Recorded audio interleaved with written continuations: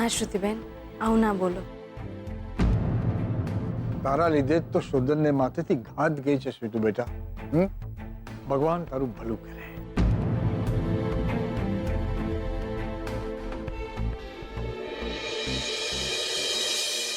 આ છોકરી આવી છે ત્યારથી હું કહું છું કે બહુ શુકન્યાળ છે આ. શોધન, ડોક્ટરે કહ્યું છે કે કોઈ પણ પ્રકારનો સ્ટ્રેસ લેવાનો નથી, બરાબર? અને પગ ઉપર વજન ના આવવું જોઈએ. આમ જોઈએ તો 2-3 દિવસમાં સારું થઈ જ જશે. હા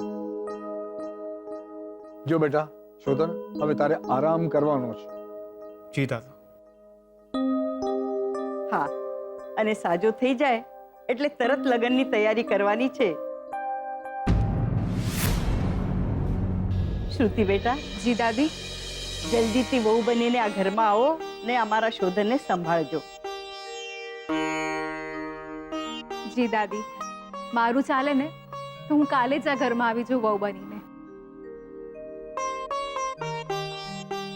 ભાભી, તમે તમારા ઘરે જશો તો અમે જાન લઈને આવીશું ને. શ્રુતિ, હા બહુ લેટ થઈ ગયું છે, હવે તું ઘરે છે. અરે પણ શ્રુતિ બેટા, તું ઘરે જા. અમે બધા છીએ ને શોધન માટે. તું અહીંયાની ચિંતા જરાય નહીં કરતી. જાઉં. યા સ્વીટુ, શોધાનું ધ્યાન રાખજો. જી બેન. એ તો તમે નહીં બી કહો ને તો બી ધ્યાન રાખવાના જ છે દિવસ.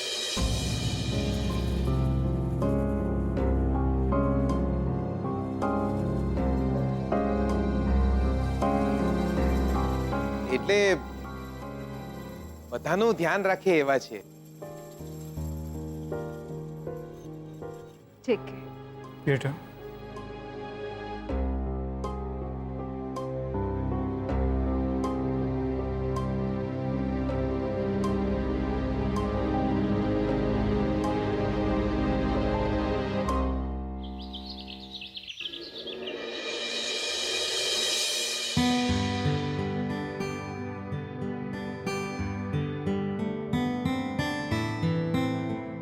હાય ડેડ.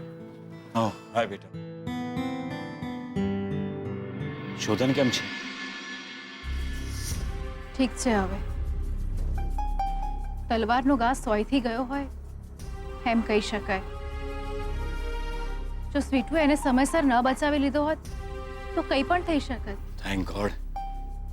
પણ થયું તો શું? શોધન પર કોઈ માણસ હુમલો શા માટે કરે?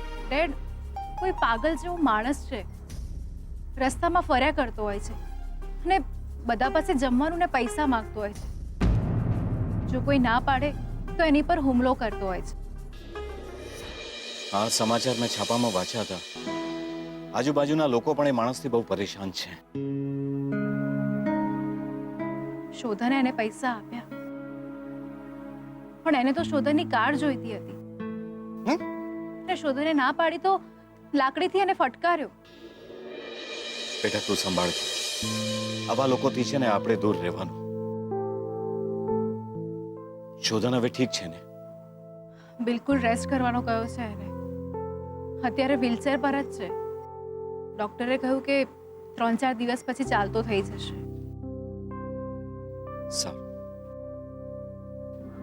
મમ્મા ક્યાં છે ડેડ?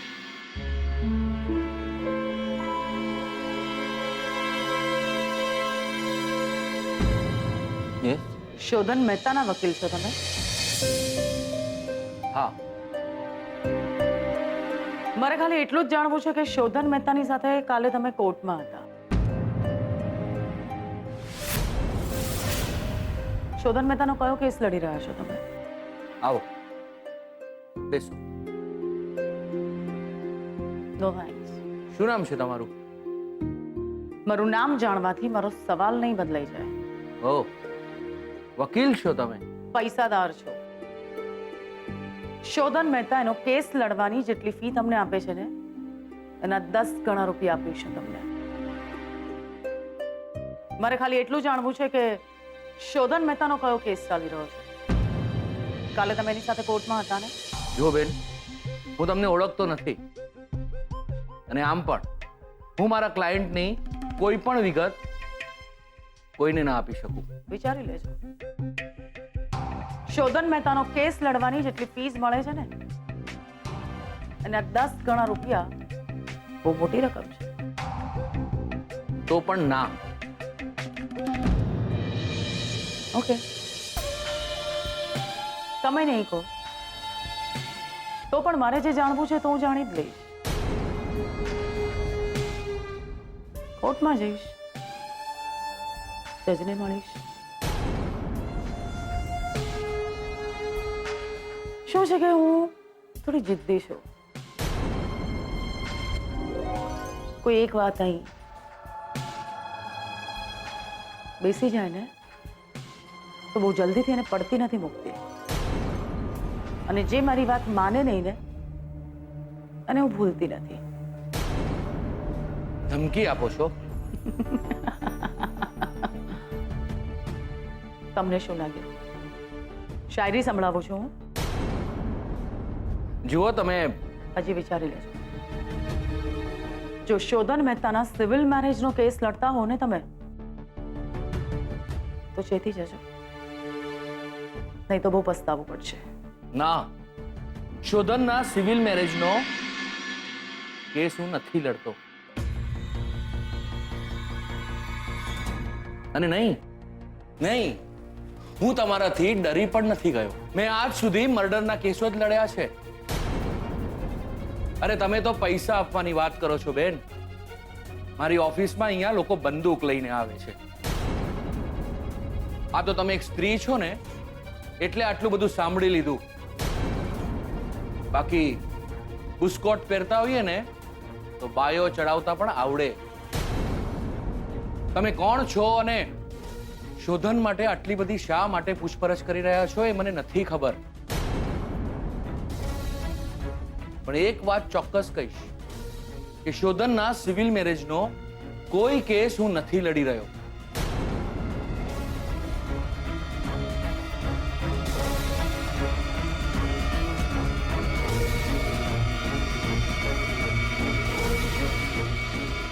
Thank you.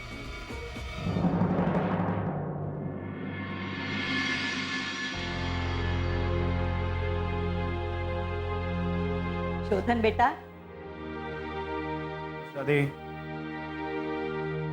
આજો તારા લગ્નની કંકોત્રી.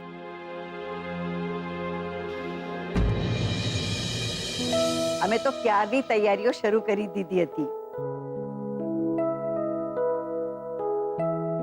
ગમી બેટા?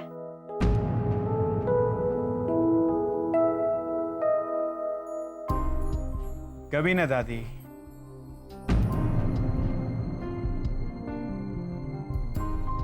કેમ ના ગમે? બહુ જ સરસ છે. તો અહીંયા નહોતો ને ત્યારે ડિઝાઇન પસંદ કરીને છપાવવા પણ આપી દીધી. ગુડ.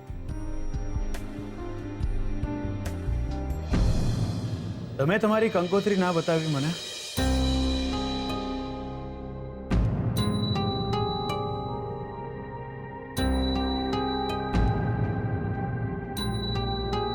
આજકાલ બહુ છુપાવવા લાગ્યા છો તમે, નહીં? એમાં છુપાવવાનું શું દિયોર? એટલે તારી કંકોત્રીમાં તારું નામ છે, અમારી કંકોત્રીમાં અમારું નામ છે. કંકોત્રી કંકોત્રી હોય બકા. મારે તમારા નામ જ જોવા હતા. જોવા માંગતો હતો કે તમારા બંનેને નામ સાથે કેવા લાગે છે. એટલે બકા એમાં જોવાનું શું હોય? દિયોર અમને બંનેને સાથે જોઈ લે. કંકોત્રીમાં અમારા નામ બી અમારા જેવા જ લાગે છે.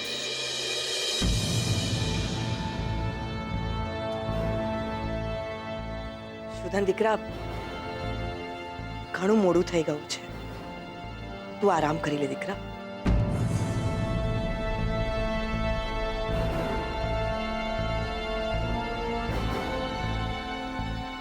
યા મોમ, ઘણું મોડું થઈ ગયું છે.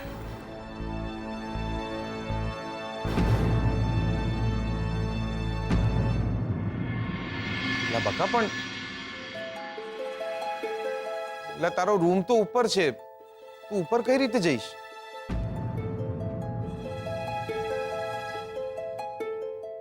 હા, આટલા પગથિયા. હું જતો રહીશ મોમ. ના ના,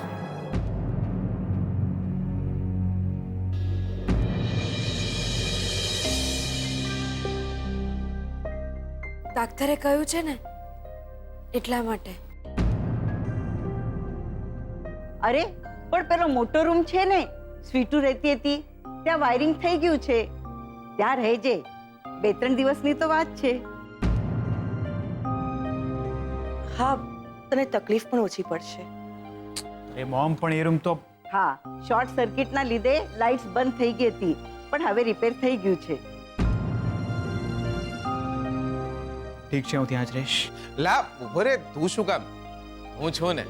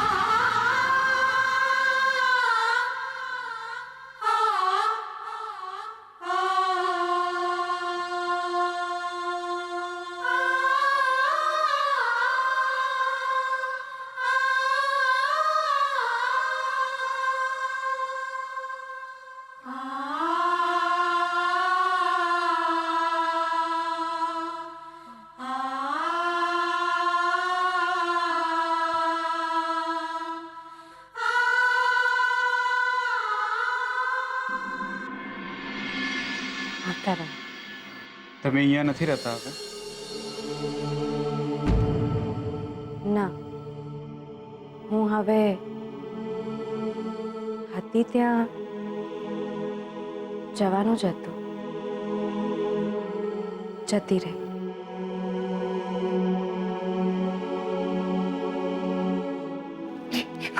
ના પાડી છે ને મેં તમને. મારી ચિંતા ના કરો.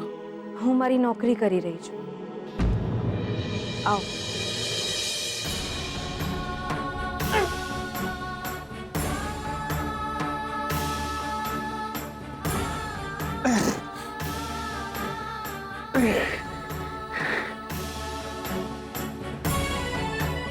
દવાનો ટાઈમ થઈ ગયો છે, હું આપી જઉં છું થોડી વારમાં. નોકરી તો માણસ પૈસા માટે કરે છે. જી. તમે ફરીવાર મારો જીવ બચાવ્યો છે, એટલે આ ટાઈમ પગારમાં તમને વધુ રૂપિયા આપવામાં આવશે. તમારા જીવની કિંમત મને આંકવા દો. શું જોઈએ છે?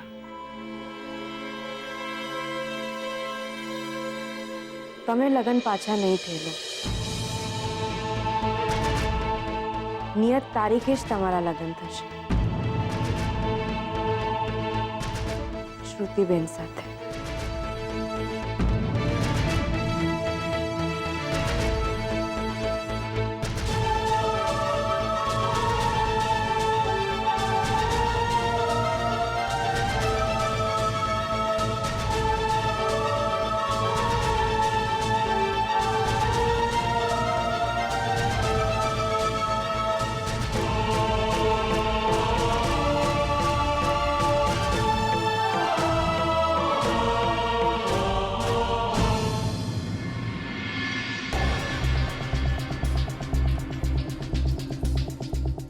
તમે કોણ છો અને શોધન માટે આટલી બધી શા માટે પૂછપરછ કરી રહ્યા છો એ મને નથી ખબર, પણ એક વાત ચોક્કસ કહીશ કે શોધનના સિવિલ મેરેજનો કોઈ કેસ હું નથી લડી રહ્યો.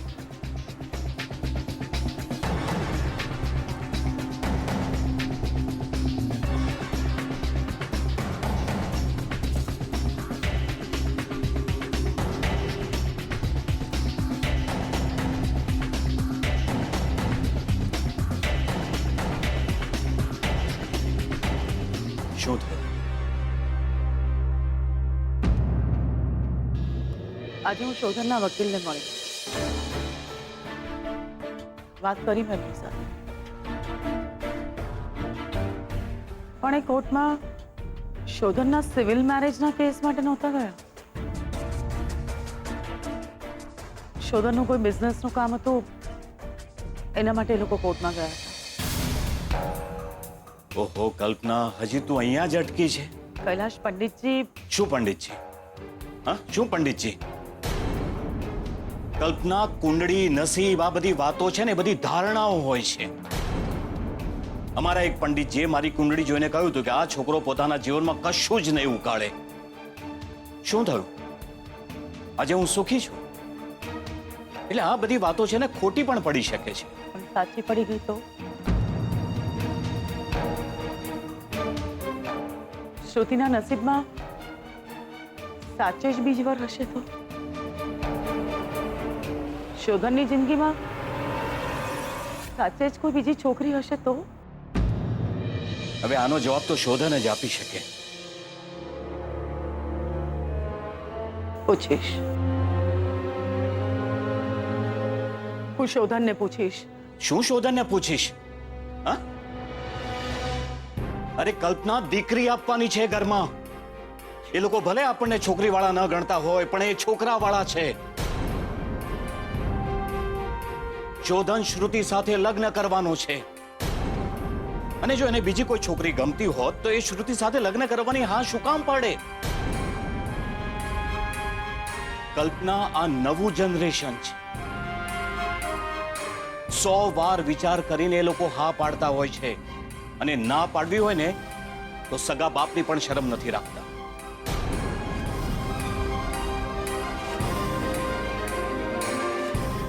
પણ એક દીકરીની મા તરીકે મને ચિંતા ના થાય? અચ્છા, તું માં છે એટલે તને એની ચિંતા રહે, અને મારું શું? હા કલ્પના, તું એની માં છે તો હું એનો બાપ છું. ફરક માત્ર એટલો છે કે તું ચિંતા જતાવે છે અને હું ચિંતા જતાવતો નથી. અને માની લઈએ કે પંડિતજીની વાત કદાચ સાચી પણ પડે અને શોધનની જિંદગીમાં બીજી છોકરી પણ આવે તો તને શું લાગે છે? હું ગરીબડો થઈને બેસી રહીશ? હું શોધનને હાથ જોડીશ કે ભાઈ મારી દીકરી સાથે અન્યાય ન કરે એમ? ના કલ્પના, ના. હું મારી દીકરીને એ ઘરમાંથી હાથ પકડીને આ ઘરમાં લઈ આવીશ અને આખી જિંદગી એને સાથ આપીશ. આવી પરિસ્થિતિમાં હું મારી દીકરીને સાસરે રહેવાની ફરજ ન પાડી શકું. અને માનો કે એવું કંઈ પણ બન્યું તો શોધન અને એ છોકરીનું જીવવું હરામ કરી નાખીશ.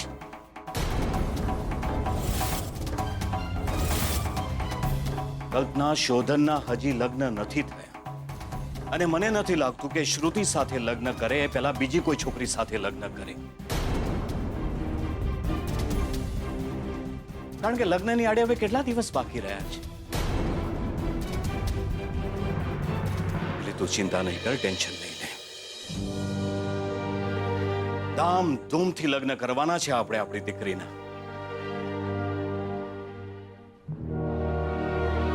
આપણી શ્રુતિ કેટલી નસીબદાર છે કે એને ચિંતા કરવા વાળા આવા મા બાપ મળે છે. લક્ષ્મીનું વિચારું છું તો